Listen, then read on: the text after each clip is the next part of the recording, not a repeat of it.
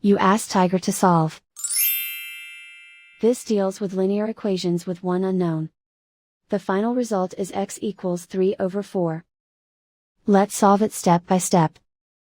Group all constants on the right side of the equation.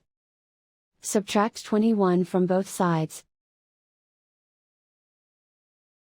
Group like terms. Simplify the arithmetic.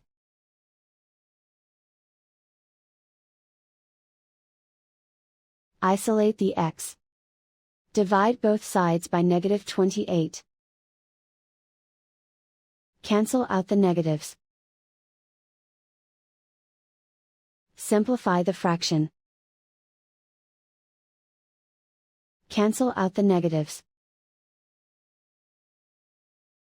Find the greatest common factor of the numerator and denominator. Factor out and cancel the greatest common factor.